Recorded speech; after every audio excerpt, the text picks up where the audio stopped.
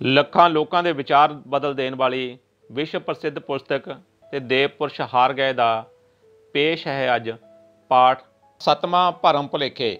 ਹੁਣੇ ਮੈਂ ਇੱਕ ਭਾਰਤੀ ਪੱਤਰਕਾਰ ਸ੍ਰੀ ਕੇ.ਪੀ. ਕੇਸ਼ਵਾ ਮੈਨਨ ਦੀ ਲਿਖਤ ਜਿਹੜੀ ਉਸਨੇ ਆਪਣੇ 83ਵੇਂ ਜਨਮ ਦਿਨ ਤੇ ਲਿਖੀ ਹੈ ਇੱਕ ਭਾਰਤੀ ਰਸਾਲੇ ਵਿੱਚ ਪੜ੍ਹੀ ਹੈ। ਸ਼੍ਰੀ ਮੈਨਨ ਜਿਹੜੇ ਲੋਕਾਂ ਵਿੱਚ ਭਾਰਤ ਦੇ ਹਾਈ ਕਮਿਸ਼ਨਰ ਸਨ, ਸਭ ਤੋਂ ਪਹਿਲੇ ਭਾਰਤ ਦੇ ਪੱਤਰਕਾਰ, ਇੱਕ ਲਿਖਾਰੀ ਅਤੇ ਦੇਸ਼ ਭਗਤ ਵੀ ਹਨ। ਲੱਖਾਂ ਹੀ ਭਾਰਤੀਆਂ ਵੱਲੋਂ ਬੜੀ ਉਤਸੁਕਤਾ ਨਾਲ ਉਹਨਾਂ ਨੂੰ ਪੜ੍ਹਿਆ ਜਾਂਦਾ ਹੈ। ਉਸ ਦੇ ਸ਼ਬਦਾਂ ਨੂੰ ਸਿਆਣਪ ਭਰੇ ਸਮਝਿਆ ਜਾਂਦਾ ਹੈ। ਉਸ ਦੀ ਲਿਖਤ ਦੇ ਇੱਕ ਛੋਟੇ ਜਿਹੇ ਪਹਿਰੇ ਦਾ ਅਨੁਵਾਦ ਹੇਠਾਂ ਦਿੱਤਾ ਜਾ ਰਿਹਾ ਹੈ। ਕਿਸੇ ਆਦਮੀ ਦਾ ਵਿਸ਼ਵਾਸ ਆਪਣੇ ਤਜਰਬੇ ਤੋਂ ਵੱਜਦਾ ਹੈ ਕਿ ਕਿਸੇ ਆਦਮੀ ਦੁਆਰਾ ਗ੍ਰਹਿਣ ਕੀਤੇ ਅਨੁਭਵ ਨੂੰ ਇਸ ਕਰਕੇ ਛੱਡ ਦੇਣਾ ਕਿ ਉਹੀ ਅਨੁਭਵ ਤੁਸੀਂ ਹਾਸਲ ਨਹੀਂ ਕਰ ਸਕੇ। ਰਾਤ ਨੂੰ ਜਦ ਮੈਂ ਅਸਮਾਨ ਵੱਲ ਵੇਖਦਾ ਹਾਂ ਤਾਂ ਮੈਨੂੰ ਇੱਕ ਵੀ ਤਾਰਾ ਦਿਖਾਈ ਨਹੀਂ ਦਿੰਦਾ, ਕਿਉਂਕਿ ਮੈਂ ਹੁਣ ਬਿਲਕੁਲ ਅੰਨਾ ਹਾਂ। ਮੈਥੋਂ ਅਗਲੀ ਸੀਟ 'ਤੇ ਬੈਠਾ ਵਿਅਕਤੀ ਜੇਕਰ ਅਸਮਾਨ ਵਿੱਚ ਲੱਖਾਂ ਹੀ ਤਾਰੇ ਵੇਖ ਲੈਂਦਾ ਹੈ ਅਤੇ ਮੈਂ ਇਹ ਇਲਜ਼ਾਮ ਲਾਵਾਂ ਕਿ ਉਹ ਝੂਠ ਬੋਲ ਰਿਹਾ ਹੈ ਤਾਂ ਕੀ ਇਹ ਠੀਕ ਹੋਵੇਗਾ? ਜੇਕਰ ਕੋਈ ਆਦਮੀ ਦੂਰਬੀਨ ਰਾਹੀਂ ਹੋਰ ਤਾਰੇ ਵੇਖ ਕੇ ਮੈਨੂੰ ਉਹਨਾਂ ਬਾਰੇ ਦੱਸੇ ਅਤੇ ਮੈਂ ਕਹਾਂ ਕਿ ਉਸ ਦੀ ਕਲਪਨਾ ਹੀ ਹੈ ਤਾਂ ਕੀ ਮੈਂ ਠੀਕ ਹੋਵਾਂਗਾ? ਸਧਾਰਨ ਆਦਮੀ ਵਿੱਚ ਕੋਈ ਲੋਇਸ ਜਾਂ ਸ਼ੈਡੋ ਜਿੰਨੀ ਸਰੀਰਕ ਤਾਕਤ ਨਹੀਂ ਹੁੰਦੀ, ਜਿੰਨਾ ਤਾਕਤਵਰ ਆਦਮੀ ਵਿੱਚ ਰਾਮਾਨੁਜਨ ਜਾਂ ਆਇਨਸਟਾਈਨ ਜਿੰਨੀ ਬੁੱਧੀ ਨਹੀਂ ਹੁੰਦੀ। ਜੇਕਰ ਇਹ ਹੋ ਸਕਦਾ ਹੈ ਤਾਂ ਫਿਰ ਇਹ ਕਿਉਂ ਨਹੀਂ ਹੋ ਸਕਦਾ ਕਿ ਕੁਝ ਵਿਅਕਤੀਆਂ ਵਿੱਚ ਦੂਜਿਆਂ ਦੇ ਮੁਕਾਬਲੇ ਗੈਬੀ ਸ਼ਕਤੀਆਂ ਅਤੇ ਅਧਿਆਤਮਕ ਅਨੁਭਵ ਵੱਧ ਹੋਣ। ਇਹੀ ਮੇਰਾ ਵਿਸ਼ਵਾਸ ਹੈ ਜੋ ਮੈਨੂੰ ਸ਼ਾਂਤੀ ਅਤੇ ਖੁਸ਼ੀ ਦਿੰਦਾ ਹੈ। ਇਸ ਤਰ੍ਹਾਂ ਜੇਕਰ ਤੁਸੀਂ ਦੂਜੇ ਵੀ ਆਦਮੀ ਆਪਣੀ ਸ਼ਾਂਤੀ ਅਤੇ ਖੁਸ਼ੀ ਕਿਸੇ ਹੋਰ ਕੋਲੋਂ ਪ੍ਰਾਪਤ ਕਰਦੇ ਹਨ ਤਾਂ ਮੈਂ ਉਹਨਾਂ ਨੂੰ ਹਿਲਾਉਣ ਵਿੱਚ ਕਿਉਂ ਕੋਸ਼ਿਸ਼ ਕਰਾਂ? ਸ਼੍ਰੀ ਮੈਨਨ ਜੋ ਕੁਝ ਵੀ ਕਹਿੰਦਾ ਹੈ, ਭਾਵੇਂ ਕਿੰਨਾ ਹੀ ਗੁੰਮਰਾਹ ਕਰਨ ਵਾਲਾ ਹੈ, ਫਿਰ ਵੀ ਬਹੁਤ ਸਾਰੇ ਬੁੱਧੀਮਾਨ ਵਿਚਾਰਸ਼ੀਲਾਂ ਨੂੰ ਇਹ ਇੱਕ ਮਜ਼ਬੂਤ ਦਲੀਲ ਲੱਗ ਸਕਦੀ ਹੈ।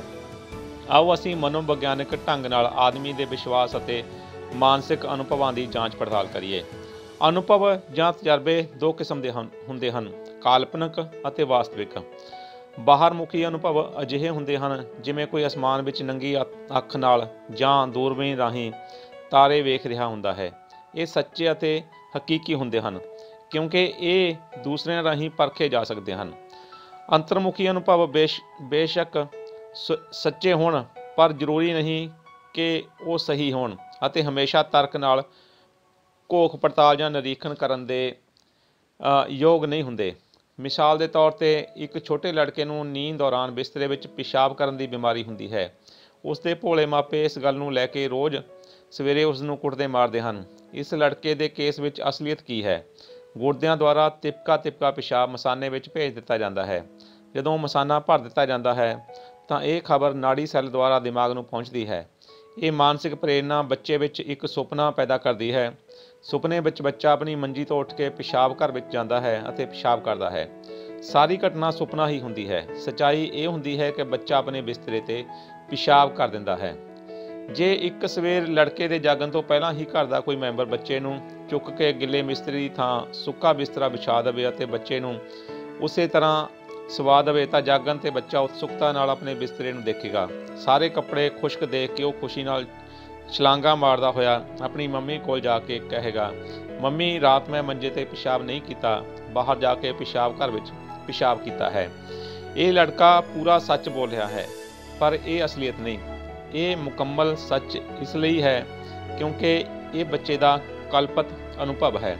ਇਹ ਹਕੀਕੀ ਨਹੀਂ, ਕਿਉਂਕਿ ਜਾਂਚ ਪੜਤਾਲ ਕਰਨ 'ਤੇ ਸੱਚਾਈ ਇਹ ਨਿਕਲੇਗੀ ਕਿ ਬੱਚੇ ਨੇ ਬਿਸਤਰੇ 'ਤੇ ਪਿਸ਼ਾਬ ਕੀਤਾ ਹੈ। ਇਹ ਇੱਕ ਭਰਮਯੁਕਤ ਅਨੁਭਵ ਹੈ ਜਿਸ 'ਤੇ ਕੋਈ ਯਕੀਨ ਨਹੀਂ ਕਰਨਾ ਚਾਹੀਦਾ। ਭਰਮਯੁਕਤ ਅਨੁਭਵ 3 ਪ੍ਰਕਾਰ ਦਾ ਹੁੰਦਾ ਹੈ: ਗਿਆਨ ਇੰਦਰੀਆਂ ਤੋਂ ਪੈਦਾ ਹੋਏ ਭਰਮ, ਮਾਨਸਿਕ ਭਰਮ ਅਤੇ ਝੂਠੇ ਵਿਸ਼ਵਾਸ। ਆਓ ਸਭ ਤੋਂ ਪਹਿਲਾਂ ਗਿਆਨ ਇੰਦਰੀਆਂ ਤੋਂ ਪੈਦਾ ਹੋਣ ਵਾਲੇ ਭਰਮ ਨੂੰ ਲਈਏ। 5 ਗਿਆਨ ਇੰਦਰੀਆਂ ਹੋਣ ਕਾਰਨ ਇਹ ਵੀ 5 ਪ੍ਰਕਾਰ ਦੇ ਹੁੰਦੇ ਹਨ: ਦਿਖਾਈ ਦੇਣ ਵਾਲਾ ਭਰਮ, ਸਵਾਦ ਵਾਲੇ ਭਰਮ, ਸੁਣਨ ਵਾਲੇ ਭਰਮ, ਛੋਹ ਸੰਬੰਧੀ ਭਰਮ ਅਤੇ ਸੁੰਘਣ ਵਾਲੇ ਭਰਮ।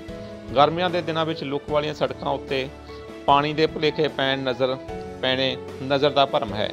ਇਹ ਦੂਰ ਤੋਂ ਅਸਲੀ ਦਿਖਾਈ ਦਿੰਦਾ ਹੈ, ਪਰੰਤੂ ਮ੍ਰਿਗ ਤ੍ਰਿਸ਼ਨਾ ਦਾ ਇਹ ਭੁਲੇਖਾ ਨੇੜੇ ਜਾ ਕੇ ਦੂਰ ਹੁੰਦਾ ਹੈ। ਜਦੋਂ ਕਿੱਕਰ ਦੇ ਪੱਤੇ ਖਾਣ ਤੋਂ ਬਾਅਦ ਪਾਣੀ ਪੀਤਾ ਜਾਂਦਾ ਹੈ ਤਾਂ ਇਹ ਮਿੱਠਾ ਪ੍ਰਤੀਤ ਹੁੰਦਾ ਹੈ। ਅਸਲ ਵਿੱਚ ਪਾਣੀ ਮਿੱਠਾ ਨਹੀਂ ਹੁੰਦਾ, ਇਹ ਕੇਵਲ ਸਵਾਦ ਦਾ ਹੀ ਭੁਲੇਖਾ ਹੈ। ਇਸ ਦੀ ਜਾਂਚ ਪੜਤਾਲ ਦੂਸਰਿਆਂ ਬੰਦਿਆਂ ਨੂੰ ਪਾਣੀ ਪਿਲਾ ਕੇ ਕੀਤੀ ਜਾ ਸਕਦੀ ਹੈ ਜਿਨ੍ਹਾਂ ਨੇ ਕਿੱਕਰ ਦੇ ਪੱਤੇ ਨਾ ਖਾਧੇ ਹੋਣ। ਬਹੁਤ ਸਾਰੇ ਲੋਕ ਜਿਨ੍ਹਾਂ ਨੂੰ ਭੂਤ ਪ੍ਰੇਤ, ਦੇਵੀ ਦੇਵਤੇ, ਪਰੀਆਂ, ਫਰਿਸ਼ਤਿਆਂ ਅਤੇ ਦੁਆਵਾਂ ਵਿੱਚ ਦ੍ਰਿੜ ਵਿਸ਼ਵਾਸ ਹੁੰਦਾ ਹੈ, ਉਹਨਾਂ ਨੂੰ ਇਹੀ ਚੀਜ਼ਾਂ ਹਨੇਰੇ ਵਿੱਚ ਕੇਵਲ ਨਜ਼ਰ ਦੇ ਭਰਮ ਕਰਕੇ ਹੀ ਦਿਖਾਈ ਦਿੰਦੀਆਂ ਹਨ। ਉਸੇ ਡਰ ਦੇ ਕਾਰਨ ਜਿਹੜਾ ਕਿ ਬਚਪਨ ਵਿੱਚ ਉਹਨਾਂ ਦੇ ਮਨਾਂ ਵਿੱਚ ਭਰ ਦਿੱਤਾ ਜਾਂਦਾ ਹੈ। ਬਹੁਤੇ ਲੋਕ ਇਸ ਦੇ ਨੇੜੇ ਜਾ ਕੇ ਜਾਂਚ ਪੜਤਾਲ ਕਰਨ ਦਾ ਹੌਸਲਾ ਨਹੀਂ ਕਰਦੇ। ਉਹ ਲੋਕ ਜਿਨ੍ਹਾਂ ਨੇ ਇਹਨਾਂ ਗੱਲਾਂ ਦੀ ਹੌਸਲੇ ਨਾਲ ਅਤੇ ਵਿਗਿਆਨਕ ਢੰਗ ਨਾਲ ਜਾਂਚ ਪੜਤਾਲ ਕੀਤੀ ਹੁੰਦੀ ਹੈ, ਜਾਣ ਜਾਂਦੇ ਹਨ ਕਿ ਇਹ ਗੱਲਾਂ ਨਜ਼ਰ ਦੇ ਭਰਮ ਕਰਕੇ ਹੀ ਹੁੰਦੀਆਂ ਹਨ। ਜਾਦੂਗਰ ਦੇ ਤਮਾਸ਼ੇ ਅਤੇ ਚਮਤਕਾਰੀ ਵਿਅਕਤੀਆਂ ਦੇ ਚਮਤਕਾਰ ਸਭ ਨਜ਼ਰ ਦੇ ਭਰਮ ਹਨ। ਜਾਦੂਗਰ ਅਤੇ ਚਮਤਕਾਰੀ ਆਦਮੀ ਆਪਣੇ ਪਖੰਡਾਂ ਦੇ ਨੰਗੇ ਹੋਣ ਦੇ ਡਰ ਤੋਂ ਕਦੇ ਵੀ ਆਪਣੇ ਸਰੀਰ ਜਾਂ ਕੱਪੜਿਆਂ ਦੀ ਤਲਾਸ਼ੀ ਨਹੀਂ ਲੈਣ ਦਿੰਦੇ। ਆਓ ਹੁਣ ਅਸੀਂ ਆਪਣਾ ਧਿਆਨ ਮਾਨਸਿਕ ਭਰਮਾਂ ਵੱਲ ਮੋੜੀਏ। ਜਿਵੇਂ ਕਿ ਪਹਿਲਾਂ ਦੱਸਿਆ ਗਿਆ ਹੈ, ਮਾਨਸਿਕ ਭਰਮ ਭੁਲੇਖਾ ਪਾਓ ਮਾਨਸਿਕ ਅਨੁਭਵ ਹੀ ਹੁੰਦੇ ਹਨ ਜਿਨ੍ਹਾਂ ਦਾ ਅਹਿਸਾਸ ਭੌਤਿਕ, ਰਸਾਇਣਕ, ਜੀਵ ਵਿਗਿਆਨਕ ਅਤੇ ਮਾਨਸਿਕ ਕਾਰਨਾਂ ਕਰਕੇ ਹੁੰਦਾ ਹੈ। ਭੌਤਿਕ ਉਕਸਾਵੇਂ ਸਵਿਟਜ਼ਰਲੈਂਡ ਦੇ doctor Walter has, El university ਦੇ ਜੇ ਡੀਲਗਾਡੋ ਅਤੇ ਮਿਸ਼ੀਗਨ ਯੂਨੀਵਰਸਿਟੀ ਦੇ ਜੇਮਸ ਓਲਡਜ਼ ਆਦਿ ਡਾਕਟਰ ਨਕਲੀ ਭਾਵਨਾਵਾਂ ਜਿਵੇਂ ਡਰ, ਭੁੱਖ, ਦੁੱਖ, ਨੀਂਦ, ਪਿਆਰ, ਉਤਸੁਕਤਾ, ਦੋਸਤੀ, ਨਫ਼ਰਤ, ਚੀਸ ਅਤੇ ਖੁਸ਼ੀ ਆਦਿ ਨੂੰ ਪੈਦਾ ਕਰਨ ਵਿੱਚ ਸਫਲ ਹੋਏ ਹਨ। ਉਹਨਾਂ ਨੇ ਇਹ ਭਾਵਨਾਵਾਂ ਜਿਵੇਂ ਬਿਜਲੀ ਤਰੰਗਾਂ ਰਾਹੀਂ ਦਿਮਾਗ ਦੇ ਨਾੜੀ ਸੈੱਲਾਂ ਵਿੱਚ ਉਤਸੁਕਤਾ ਪੈਦਾ ਕਰਕੇ ਉਸੇ ਤਰ੍ਹਾਂ ਹੀ ਪੈਦਾ ਕੀਤੀਆਂ ਹਨ ਜਿਵੇਂ ਆਮ ਆਦਮੀ ਵਿੱਚ ਵਾਪਰਦੀਆਂ ਹਨ। ਸੁਣਨ ਵਾਲੇ ਭਰਮ ਜਿਵੇਂ ਢੋਲ ਦੀ ਆਵਾਜ਼, ਤਾੜੀਆਂ ਦੀ ਆਵਾਜ਼, ਕਵਿਤਾਵਾਂ ਸੁਣਨਾ ਅਤੇ ਨਾਚ ਗਾਣਾ ਆਦਿ ਮਾਨਸਿਕ ਭਰਮ ਹਨ। ਸ਼ੈਤਾਨੀ ਨਾਚ, ਰੌਕ ਐਨ ਰੋਲ ਨਾਚ, ਕਵਾਦੀ ਡਾਂਸ, ਬੈਲਾ ਡਾਂਸ, ਕੋਲਮ ਡਾਂਸ, ਅੱਗ 'ਤੇ ਚੱਲਣ ਵਾਲੇ ਨਾਚ ਆਦਿ ਜਿੰਨੇ ਨਾਚ ਹਨ, ਇਹ ਸਾਰੇ ਤਾਲ ਵਾਲੇ ਅਤੇ ਉਤੇਜਕ ਹਨ। ਅਜਿਹਾ ਦਿਮਾਗ ਦੇ ਨਾੜੀ ਪ੍ਰਬੰਧ ਵਿੱਚ ਉਤੇਜਨਾ ਕਾਰਨ ਹੁੰਦਾ ਹੈ। ਫਿਰ ਰਸਾਇਣਕ ਉਤੇਜਕ ਆਉਂਦੇ ਹਨ। ਪ੍ਰਾਚੀਨ ਸਮੇਂ ਤੋਂ ਵੱਡੇ ਅਫੀਮ, ਗਾਂਜਾ, ਧਤੂਰਾ ਆਦਿ ਖਾ ਕੇ ਮਾਨਸਿਕ ਭਰਮ ਪੈਦਾ ਕਰਨਾ ਜਾਣਦੇ ਹਨ। ਮਦਰਾਸ ਦੀ ਮਤਮੂਦਾਲੀ ਗਲੀ ਵਿੱਚ ਬਾਲਾਗੀ ਮੰਦਰ ਮਦਰਾਸ ਦੇ ਹਿੰਦੂਆਂ ਵਿੱਚ ਇਸ ਲਈ ਪ੍ਰਸਿੱਧ ਹੈ ਕਿਉਂਕਿ ਜਿਹੜੇ ਭਗਤ ਉੱਥੇ ਪੂਜਾ ਤੋਂ ਬਾਅਦ ਪ੍ਰਸ਼ਾਦ ਖਾਂਦੇ ਹਨ, ਉਹਨਾਂ ਵਿੱਚ ਧਾਰਮਿਕ ਪਰਮ ਆਨੰਦ ਪੈਦਾ ਹੋ ਜਾਂਦਾ ਹੈ। ਪ੍ਰਸ਼ਾਦ ਇੱਕ ਪਵਿੱਤਰ ਦੇਹ ਭੋਜਨ ਹੈ ਜਿਹੜਾ ਭੇਟਾ ਪ੍ਰਾਪਤ ਕਰਨ ਤੋਂ ਬਾਅਦ ਪੁਜਾਰੀਆਂ ਦੁਆਰਾ ਭਗਤਾਂ ਵਿੱਚ ਵੰਡਿਆ ਜਾਂਦਾ ਹੈ। 7 ਮਈ 1963 ਨੂੰ ਇੱਥੋਂ ਦੇ ਮੁੱਖ ਪੁਜਾਰੀ ਨੂੰ ਗਾਂਜਾ ਰੱਖਣ ਦੇ ਅਪਰਾਧ ਵਿੱਚ ਗ੍ਰਿਫਤਾਰ ਕਰ ਲਿਆ ਗਿਆ ਹੈ। ਮੁਕੱਦਮੇ ਦੌਰਾਨ ਪਤਾ ਲੱਗਿਆ ਕਿ ਇਸ ਪੁਜਾਰੀ ਨੂੰ ਪ੍ਰਸ਼ਾਦ ਵਿੱਚ ਗਾਂਜਾ ਮਿਲਾਉਣ ਦੀ ਆਦਤ ਸੀ। ਪੁਜਾਰੀ ਗਾਂਜੇ ਦੀ ਸਹਾਇਤਾ ਨਾਲ ਧਾਰਮਿਕ ਅਨੁਭਵ ਪੈਦਾ ਕਰਨ ਦਾ ਢੰਗ ਜਾਣਦਾ ਸੀ। ਮਾਨਸਿਕ ਨਸ਼ਾ ਦੇਣ ਵਾਲੀਆਂ ਅਨੇਕਾਂ ਦਵਾਈਆਂ ਜਿਵੇਂ LSD, ਹੈਰੋਇਨ ਆਦਿ ਅੱਜ ਕੱਲ੍ਹ ਮਾਨਸਿਕ ਉਤੇਜਕ ਦੇ ਤੌਰ 'ਤੇ ਵਰਤੀਆਂ ਜਾਂਦੀਆਂ ਹਨ। ਲਾਰਜੈਕਟਿਲ, ਲਿਬਰੇਲੀਅਮ, ਵੈਲੀਅਮ, ਮਿਲਟਨ ਅਤੇ ਐਮੀਟਲ ਸੋਡੀਅਮ ਆਦਿ ਦਵਾਈਆਂ ਮਾਨਸਿਕ ਸੁਸਤੀ ਪੈਦਾ ਕਰਨ ਵਾਸਤੇ ਹਨ। ਡਾਕਟਰ ਅਲਬਰਟ ਹੌਫਮੈਨ LSD ਦੀ ਥੋੜ੍ਹੀ ਜਿਹੀ ਮਾਤਰਾ ਖਾ ਕੇ ਆਪਣਾ ਤਜਰਬਾ ਹੇਠ ਲਿਖਿਆ ਦੱਸਦਾ ਹੈ। ਮੈਂ ਆਪਣੀ ਆਤਮਾ ਨੂੰ ਆਪਣੇ ਸਰੀਰ ਵਿੱਚੋਂ ਬਾਹਰ ਨਿਕਲਦੇ ਦੇਖਿਆ। ਇਹ ਆਕਾਸ਼ ਵਿੱਚ ਲਟਕ ਗਈ। ਮੈਂ ਆਪਣੇ ਮਰੇ ਹੋਏ ਸਰੀਰ ਵੱਲ ਵੇਖ ਰਿਹਾ ਸੀ ਅਤੇ ਚੀਕਾਂ ਮਾਰ ਰਿਹਾ ਸੀ।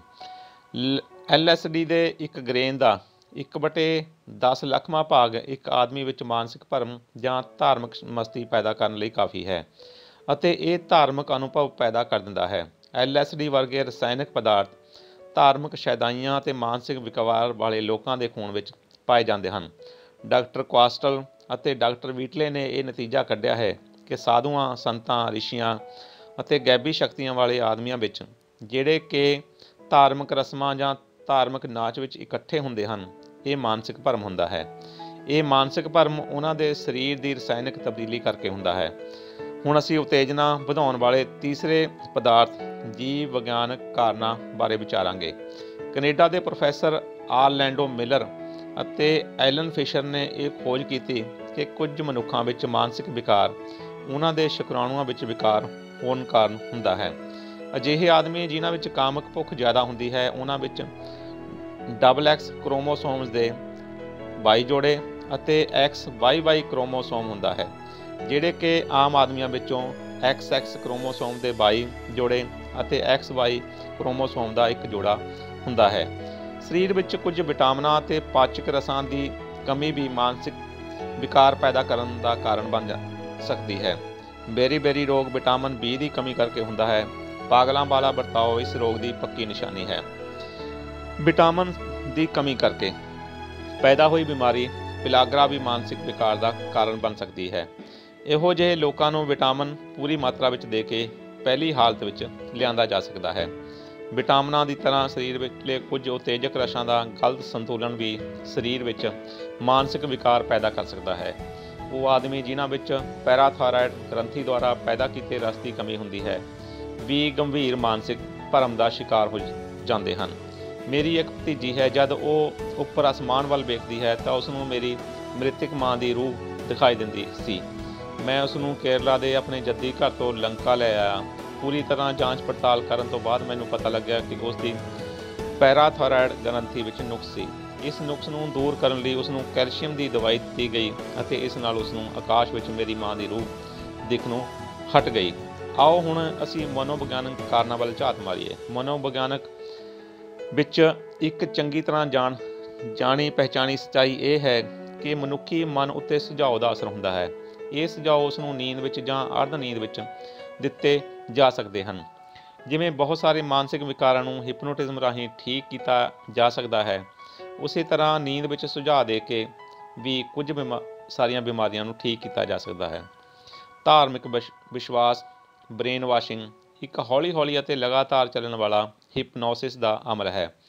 ਭੂਤ ਚਿੰਬੜੇ ਵਿਅਕਤੀ ਦੀ ਤਰ੍ਹਾਂ ਗੱਲ ਕਰਨ ਜਾਂ ਅਕਸਰ ਬਦਲੀ ਹੋਈ ਆਵਾਜ਼ 'ਚ ਬੋਲਣ ਦੇ ਅਮਲ ਨੂੰ ਮਨੋਵਿਗਿਆਨ ਵਿੱਚ ਗਲੋਸਲੇਲੀਆ ਕਿਹਾ ਜਾਂਦਾ ਹੈ। ਪੂਜਾ ਅਤੇ ਸ਼ੈਤਾਨੀ ਨਾਚ ਦੌਰਾਨ ਵਿਸਮਾਦੀ ਲੋਰ, ਵਿਸ਼ਵਾਸ ਦੁਆਰਾ ਰਾਜੀ ਹੋਣਾ, ਪ੍ਰਾਰਥਨਾ, ਪੂਜਾ, ਧਾਰਮਿਕ ਯਾਤਰਾ, ਆਸ਼ੀਰਵਾਦ, ਬਲੀ, ਟੂਣਾ, ਪਵਿੱਤਰ ਪਾਣੀ ਪੀਣਾ ਜਾਂ ਇਸ਼ਨਾਨ ਕਰਨਾ ਆਦਿ ਗੱਲਾਂ ਕੁਝ ਵੀ ਨਹੀਂ ਹਨ, ਸਿਰਫ ਹਿਪਨੋਟਿਜ਼ਮ ਰਾਹੀਂ ਕਿਸੇ ਵਿਅਕਤੀ ਦੇ ਮਨ ਦੇ ਸੁਝਾਅ ਦੇ ਅਸਰ ਹਨ।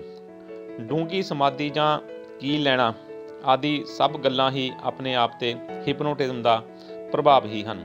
ਕਿਸੇ ਵਿਅਕਤੀ ਦਾ ਡੂੰਘੀ ਸਮਾਧੀ ਵਿੱਚ ਬੋਲਣਾ ਕੁਝ ਵੀ ਨਹੀਂ, ਸਿਰਫ ਮਾਨਸਿਕ ਵਿਕਾਰ ਵਾਲੇ ਆਦਮੀਆਂ ਦੇ ਭਰਮ ਹੀ ਹਨ। ਇਹਨਾਂ ਨੂੰ ਗੈਬੀ ਸ਼ਕਤੀਆਂ ਦੇ ਸੰਦੇਸ਼ ਜਾਂ ਪਵਿੱਤਰ ਆਕਾਸ਼ਬਾਣੀਆਂ ਨਹੀਂ ਸਮਝਣਾ ਚਾਹੀਦਾ। LSD ਅਤੇ ਗਾਂਜਾ ਵੀ ਅਜਿਹੇ ਪ੍ਰਭਾਵ ਪੈਦਾ ਕਰ ਸਕਦੇ ਹਨ। ਦਿਮਾਗੀ ਜਾਂ ਮਾਨਸਿਕ ਵਿਕਾਰਾਂ ਵਾਲੇ ਅਜਿਹੇ ਵਿਅਕਤੀ ਜਿਹੜੇ ਦਾਅਵਾ ਕਰਦੇ ਹਨ ਕਿ ਉਹਨਾਂ ਨੂੰ ਆਕਾਸ਼ਬਾਣੀ ਹੋਈ ਹੈ ਜਾਂ ਗਿਆਨ ਪ੍ਰਾਪਤ ਹੋਇਆ ਹੈ, ਅਜਿਹੇ ਵਿਅਕਤੀ ਜਿਹੜੇ ਆਪਣੇ ਕੋਲ ਚਮਤਕਾਰੀ ਸ਼ਕਤੀ ਹੋਣ ਦਾ ਦਾਅਵਾ ਕਰਦੇ ਹਨ, ਉਹ ਵਿਅਕਤੀ ਜਿਨ੍ਹਾਂ ਦਾ ਦਾਅਵਾ ਹੈ ਕਿ ਉਹ ਸਾਰੇ ਰਹੱਸ ਜਾਣਦੇ ਹਨ, ਇਸ ਕਿਸਮ ਦੇ ਵਿਅਕਤੀ ਮਨੋਚਿਕਿਤਸਾ ਦੀ ਕੁਰਸੀ 'ਤੇ ਬੈਠਣ ਦੇ ਯੋਗ ਤਾਂ ਹਨ, ਪਰੰਤੂ ਸਾਧੂ ਜਾਂ ਸੰਤ ਬਣ ਕੇ ਪੂਜਾ ਕਰਵਾਉਣ ਜਾਂ ਆਸ਼ੀਰਵਾਦ ਦੇਣ ਯੋਗ ਨਹੀਂ ਹਨ। ਧਰਮਾਂ ਵਿੱਚ ਜੋ ਅੰਤਰ ਹੁੰਦਾ ਹੈ ਉਹ ਉਹਨਾਂ ਧਰਮਾਂ ਨੂੰ ਪੈਦਾ ਕਰਨ ਵਾਲੀਆਂ ਦੇ ਮਾਨਸਿਕ ਭਰਮਾਂ ਵਿੱਚ ਅੰਤਰ ਕਾਰਨ ਹੀ ਹੁੰਦਾ ਹੈ। ਆਓ ਅੰਤ ਵਿੱਚ ਅਸੀਂ ਤੀਸਰੇ ਭੁਲੇਖੇ ਪਾਊ ਅਨੁਭਵ ਝੂਠੇ ਵਿਸ਼ਵਾਸ 'ਤੇ ਝਾਤ ਮਾਰੀਏ। ਇਹ ਬਚਪਨ ਵਿੱਚ ਧਰਮ ਪ੍ਰਤੀ ਝੂਠੇ ਵਿਸ਼ਵਾਸ ਪੈਦਾ ਕਰਨ ਕਰਕੇ ਹੁੰਦਾ ਹੈ। ਭੂਤ, ਪ੍ਰੇਤ, ਸ਼ੈਤਾਨ, ਦੇਵੀ ਦੇਵਤੇ, ਪਰੀਆਂ, ਫਰਿਸ਼ਤੇ, ਜੋਤਸ਼ੀ, ਪਾਂਡੇ, ਨੰਬਰਾਂ ਦਾ ਗਿਆਨ, ਜੋਤਿਸ਼, ਸਰਾਪ, ਕਰੋਪੀ, ਰੌਸ਼ਨੀ ਪੜ੍ਹ ਕੇ ਦੱਸਣਾ, ਕਾਰਡਾਂ ਰਾਹੀਂ ਦੱਸਣਾ, ਬੋਲਦਾ ਗਲਾਸ, ਸਟੋਵ ਦੇਵਤਾ, ਪਵਿੱਤਰ ਆਦਮੀ, ਪਵਿੱਤਰ ਜਲ, ਸੁਰਗ ਨਰਕ ਆਦਿ ਝੂਠੇ ਵਿਸ਼ਵਾਸ ਹਨ। ਜਿਵੇਂ ਸ੍ਰੀ ਮੈਨਨ ਕਹਿੰਦਾ ਹੈ ਕਿ ਕੁਝ ਆਦਮੀ ਆਪਣੇ ਮਨ ਦੀ ਸ਼ਾਂਤੀ ਜਾਂ ਖੁਸ਼ੀ ਦੂਸਰਿਆਂ ਦੇ ਅੰਧ ਵਿਸ਼ਵਾਸ ਵਿੱਚੋਂ ਪ੍ਰਾਪਤ ਕਰਦੇ ਹਨ। ਅਜਿਹੇ ਨਤੀਜੇ LSD, ਗਾਂਜਾ, ਅਫੀਮ ਜਾਂ ਪੋਸਟ ਦੀ ਵਰਤੋਂ ਦੁਆਰਾ ਵੀ ਨਿਕਲ ਸਕਦੇ ਹਨ। ਪਰੰਤੂ ਸਵਾਲ ਇਹ ਨਹੀਂ ਕਿ ਕਿਸੇ ਕਿਸਮ ਦਾ ਤਜਰਬਾ ਸ਼ਾਂਤੀ ਜਾਂ ਖੁਸ਼ੀ ਪ੍ਰਗਟ ਕਰਦਾ ਹੈ। ਸਵਾਲ ਇਹ ਹੈ ਕਿ ਕੀ ਇਹ ਸੱਚ ਹੈ?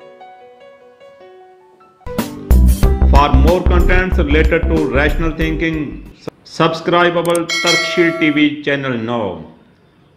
For instant updates of new videos, don't forget to press the bell icon.